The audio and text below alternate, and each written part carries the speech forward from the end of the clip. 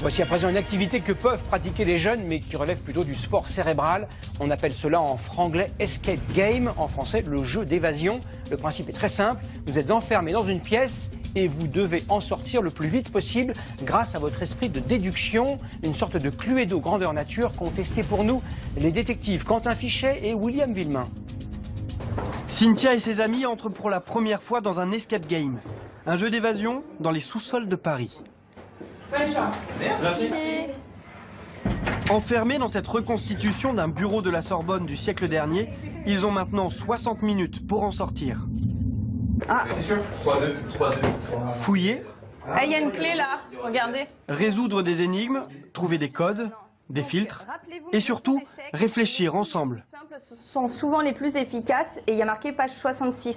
Donc regardez, ouais. Obligé de travailler ensemble et de travailler en équipe, quoi. Là, du coup, on a plus ou moins 4 cerveaux pour une seule énigme, en fait. C'est assez excitant, on court partout, on essaye de trouver la solution assez rapidement. Vraiment, j'ai fait un saut dans le temps, en fait. C'est troublant, mais c'est bien, c'est très immersif. Et s'ils ont une difficulté, Ariane, est-ce qu'il reste une clé à trouver encore? La réponse est oui. derrière cette voix de synthèse se cache en fait le maître du jeu, une comédienne qui suit la partie sur un écran. On est dans l'ombre, on est ici, on les regarde, on les écoute.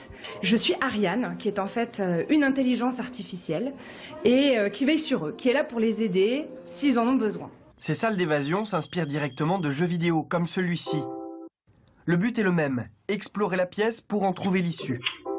Il existe 12 salles d'évasion en France. David a ouvert la première, 35 000 joueurs en un an. Le concept vient de Hongrie.